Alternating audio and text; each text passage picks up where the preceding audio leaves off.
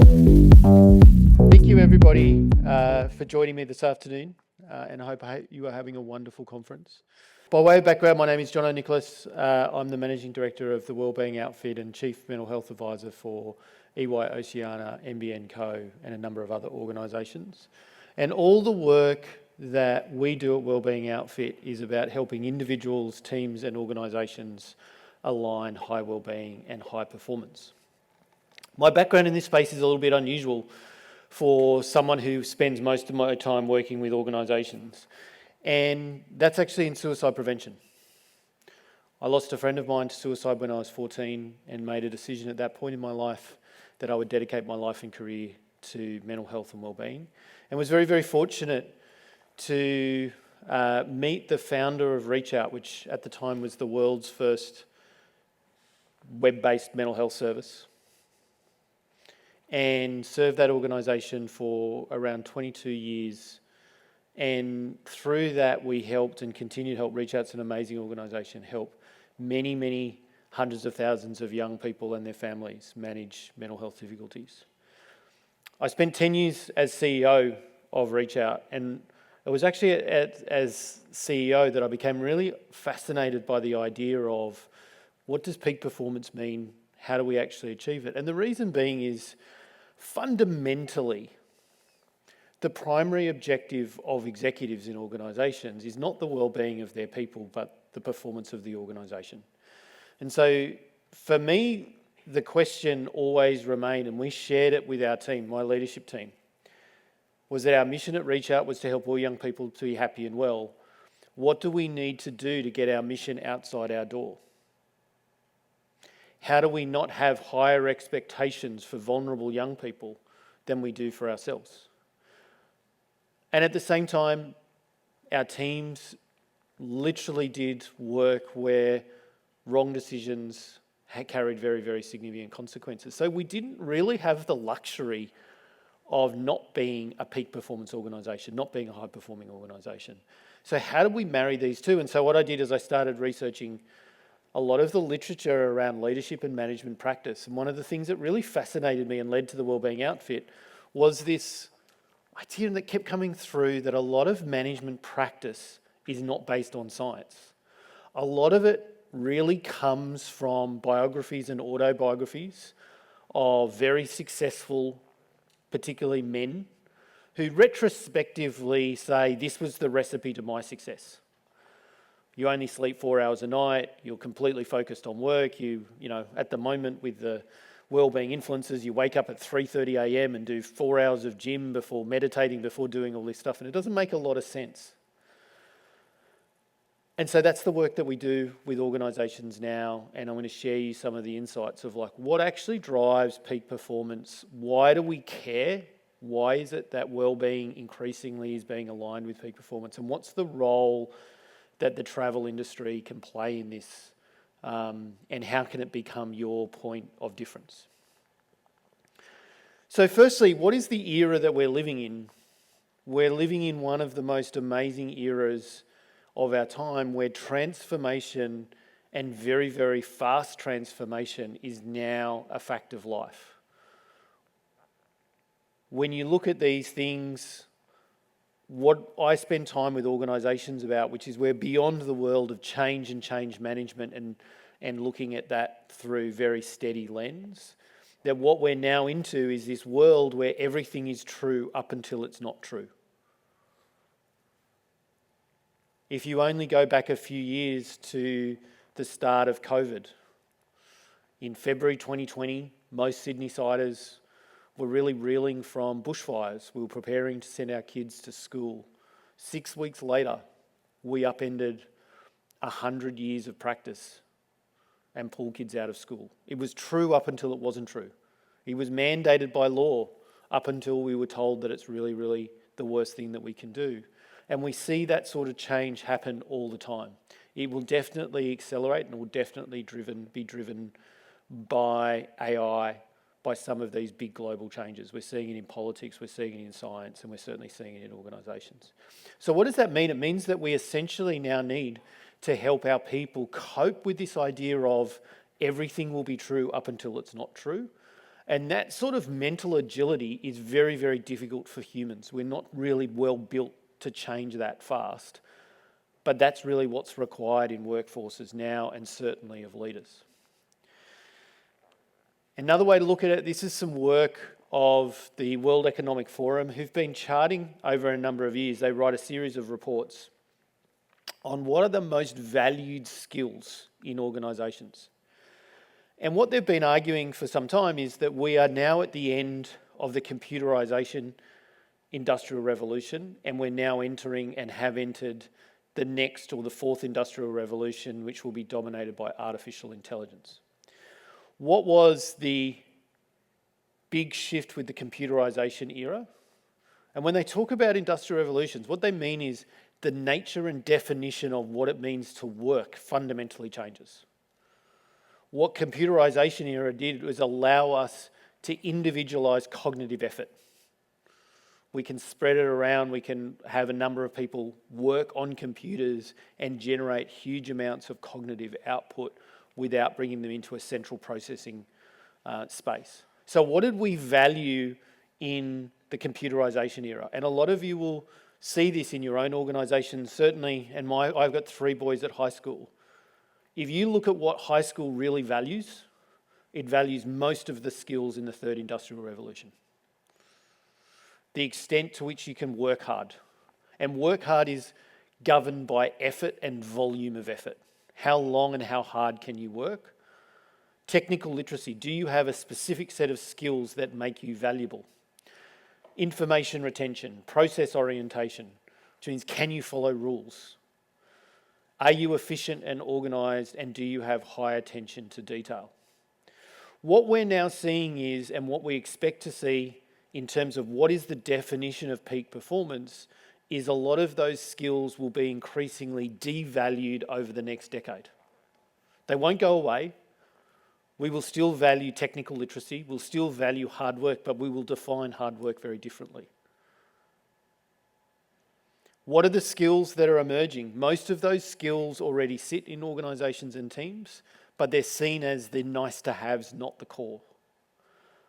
Your ability to solve problems, particularly your ability to solve problems at high speed and high risk. Think about everything is true up until it's not true. Your ability to just have analytical thinking. Really key one that's fascinating through the literature is this idea of social intelligence. And what social intelligence means is when you are part of a team, you make everyone else on that team smarter. For those of you who are into sport, what you'll often hear a coach say is, that professional, they're not our best player, but they're great in the sheds. What does that mean? It means they make all the other star players 2 points better, even if they're not the best player on the team. We all know those people at work, by the way. Historically, they've been women who are fantastic at organising, fantastic at helping others, should actually be in leadership positions, but when it comes time to claim the credit, often say, actually, it's someone else. They move on to a different team, the team gets better. Everyone says they're the heart and soul of the team, but somehow never get to be the leader of the team.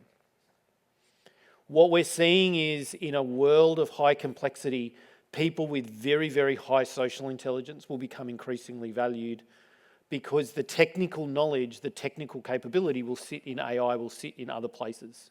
Being the star will actually be less valuable. Your ability to be resilient, your ability to be agile, empathic, and interestingly curious. Curiosity is the desire to keep learning, the desire to be interesting and interested. What do we know from science, and I'll link this up to the wellbeing, is that people with high wellbeing, and if you just want a kind of a simple definition, think of your life, if you close your eyes and on a scale of 1 to 10, where 1 is the worst you could possibly be and 10 is the best, just ask yourself, what is your number? What we want is for most of our people, most of the time, to have a number 6 and above. In Australia, when they do national surveys, the Australian wellbeing score generally comes out at about 6.8. When we have wellbeing at 6 and above, what we know is that it is easier to perform those skills than it is when we have low wellbeing. And we all know that. by the way. If you're stressed, if you're feeling overwhelmed, if you're trying to get through your tasks and someone else interrupts you, you have very, very low tolerance. You have very, very low social intelligence. Change your environment, change the situation, all of a sudden well-being goes up and our brain shifts modes and we're able to think of others. So why are a lot of organisations investing in folk like me as chief mental health officers working through this? It is essentially because almost all organisations, fundamentally, their business value is monetising the brains of their people. And essentially the value of their business is how healthy, well and performing those brains are. We now need to understand the science of what helps those brains operate at peak performance and what are the things that we're doing to hold those back. And that's essentially what I advise CEOs, executive teams and others on. The value of your business is the cognitive performance of your people. You now need to understand what drives and gives you the competitive edge in that cognitive performance.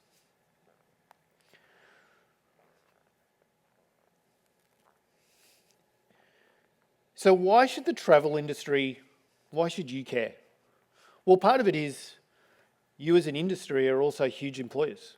You have your own people who play an incredibly important role as your brand ambassadors, engaging with your clients, engaging with your customers. If you're trying to run the best possible organisation yourself, the question is, are we operating at peak cognitive performance? What are the things that we do that enable our people to be their best? Beyond that, we're seeing some really fascinating trends driving through most organisations that I work with around a growing awareness and interest and appetite for wellbeing. So these are just three kind of really interesting articles that represent it rather than giving you facts and figures and data. The first is a Bloomberg article that says Wall Street's new success is marathon times. The Wall Street traders, the executives who used to really kind of value crystal and going out late at night and sleeping 4 hours and doing all this kind of stuff are now interested in competing around who can be peak at essentially extreme physical sports. Think long distance running, long distance cycling. And what it requires is a level of peak performance physically, predominantly from wealthy people aged 40 and above. If you want to see these trends, look at just the amount of and the number of marathons that are sold out and look at the age demographic that's driving that. It's not necessarily 20 and 25-year-olds. It's going to be much, much more likely 40, 50-year-olds. And those executives travel a lot. And they travel in a very, very particular way and value certain things. I'm one of those. I travel somewhere interstate or internationally at least once a week. And what's really fascinating for me is the assumption of the travel industry of all the things that I'm not interested in. I don't drink a lot. I'm really interested in sleep. I'm really interested in cognitive performance. I'm really interested in eating differently. And yet when I go down to the bar, when I go down to the restaurant, quite often the first things on the list are a burger and chips. What are some of the big trends that are coming through where people say, actually, I would choose differently in terms of my corporate travel, I would choose differently in the things that I value and the extent to which they're available now. So if you look at that, that's a really interesting, that executive market, top end of town. What I'm seeing, and I work with a lot of executive teams, is generally about 30 to 40% of those, and quite often it's the CEO, by the way, are really, really into wellness. They read a lot about it, they're really into longevity, they think a lot about it. The question is this a generational thing, right? Is this just kind of old men getting over cycling and deciding that they want to go into running? Possibly. But what we're seeing in the next generation is a very, very profound shift towards well-being. For those of you with teenagers, since the invention or the take-up of the car, as a parent, this will be the first generation where your children are more likely to pick you up drunk from a party than the other way around. This is a generation of teetotalers. Very strong, significant shifts in the alcohol industry because it's been driven by young people who are fascinated by wellness.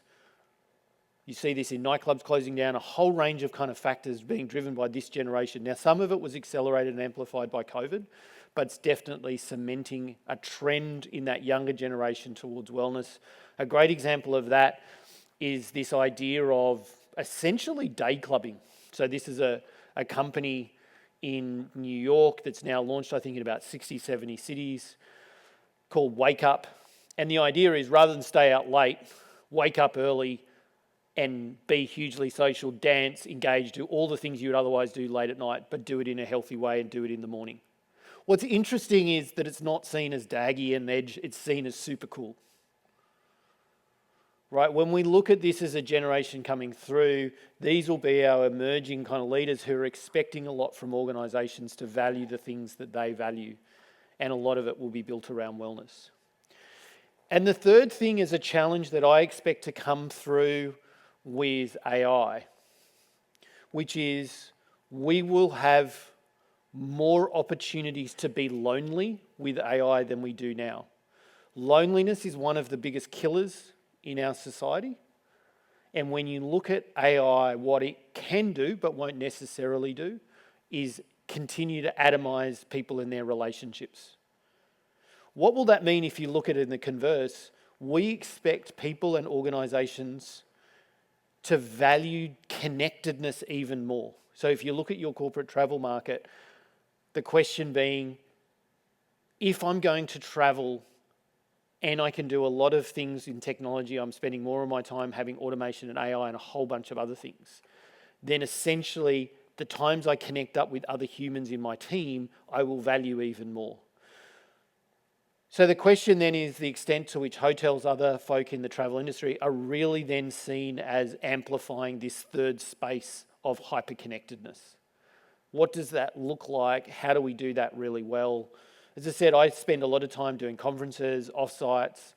I'm still fascinated by the number of times I run an offsite and it's below ground in the ballroom with no natural light and no sense of social connectedness. I'm fascinated by the amount of times we go out for lunch and there's a bain-marie full of really heavy dishes, rice, beef stroganoff, like the whole thing, and then going, okay, we're going to go back in and essentially everyone's going to hit a carb coma in about 25 minutes. When you actually look at it and you go, what is it that is then about that experience? If people are spending a lot of money, are we really amplifying the connectedness that people will increasingly value, knowing that they get some other parts of content increasingly in different spaces? So big trend that we're anticipating is that in a world of atomization, people will value connectedness more. If we can facilitate the third space that really deeply connects humans, they will value those experiences more. So what are then the things that I would say for you in the travel industry that I would be thinking about? The first is looking at the science that we now know around individual physical health and its link to well-being and mental health. The number one driver of physical well-being being sleep quality. To what extent can our executive and other travellers arrive at a place and sleep as well, if not better than they sleep at home? What do they need? What are the things that they need? And it's interesting, I'm still kind of again in the world of, hey, we have a pillow menu, but you've got to cool down, you've got to ask. It's super difficult if you arrive late at night and you're jet lagged. You end up in a world of 45 throw pillows, but none of them functional. What is it that we go, actually, we are a place that's dedicated to your primary need being sleep and sleep quality. Can we create that third space as an example? We now know physical health, particularly 20 minutes, is incredibly important. To what extent are we creating spaces, partnerships, relationships that enable our executive travellers to travel really well, to maintain physical health, particularly when it's something that they are actively choosing? Think about the idea of if you're going to run a marathon, you're going to be very interested in maintaining your physical health and some particular practices, even while you're traveling. I know for me, one of my primary reasons of picking a hotel is it connected to great local running routes where I don't have to run on roads? Number one reason why I choose a hotel beyond the amenities is location. Will it enable me to get outside and run in parks and have a sense of the city? And then finally, food. What we're seeing is a massive trend towards high quality food and much, much more particular food trends. We expect this to improve as tools like Whoop and others will allow the idea of essentially personalised healthcare. So just as you have much, much more access to what you need to exercise well, what is it that you need in your food requirements to achieve your longevity or other goals? We're seeing companies, startups like Everlab and other interesting companies really emerging in this longevity space, and a big part of that driver will be nutrition. To what extent does what people want match to what you're able to offer in terms of the travel experience? The second one, and I've spoken about it already, is the idea of deep connectedness. In a world that we expect to become increasingly lonely and increasingly anxious, to what extent can the travel industry facilitate deep and meaningful connectedness as a third space?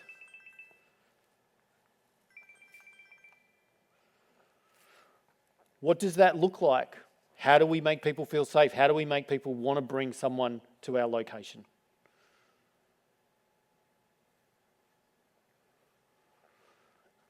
And the third is cognitive relief. One of the interesting things that we expect to happen with AI is that we will move from the world of cognitive volume to cognitive intensity. What does that actually mean? It means that most people say that they're tired at work because they've spent a long time doing tasks that require very little intelligence to do. They sit on Teams calls with the camera off on mute, or they work really hard on various things. But when you ask the individual challenge of each of those tasks, they go, no, it's easy. It's easy to send an email. It's easier to answer a call. It's easier to be in a meeting. What is hard is the volume. What we're expecting is AI will strip a lot of that volume out, and all you're left with is the hard work. The hard work of deeply connecting with people, hard work of solving problems. And what that might mean is, for a lot of people, they may do just 2 to 3 hours of very hard, high-value work a day and not much else. Volume will disappear, intensity will increase. And so what they will increasingly value is relief from that intensity. So to what extent can you as an industry create cognitive relief? How much do the spaces that you facilitate, the way in which you move people around, enable that work to happen? And then finally, what would be the 3 things that I would say if I was in the travel industry right now, I would be really looking to do? The first is, be intentional. What are the partnerships, what are the relationships you need to form that enable you to have an edge in the wellbeing space? Is it more yoga mats in the cupboard? Don't know. Is it a great relationship with a local gym because you don't want to have your gym in a cupboard? Is it about smoothing out the travel experience? Is it simply just about understanding who are the providers who can help our people? What are the partnerships that we can form so that we can enable these things to be better? Have a point of view. One of the things I would say is, a lot of my experience is we offer everything, we offer a menu, but some of the most interesting experiences are partners who have a very strong point of view. This is what we do, this is the menu we provide, this is our orientation, this is how we think about things. And you can see it going right through the design experience. And it's really fascinating just to have that point of view and see it from end to end. And then the final thing, which is be effective. What are the things that you can do in the travel industry within the scope of your change that will enable you to be effective? Again, I'll pick on hotels, but it's a simple thing of, what's the one thing hotels tend to find out, which is you arrive late at night. They always ask for lots of details, which country you're from. They know you're jet lagged. To what extent can you facilitate just that person sleeping a little bit better, knowing that they have to get up the next day at 6 a.m. in a different country, in a different location? What are the things that you can do that were in your skill set, were in your area, that will enable people to have a better experience? To what extent do you start building a brand that links well-being and peak performance, knowing that it's going to be one of the fundamental questions of the customers you serve? So thank you.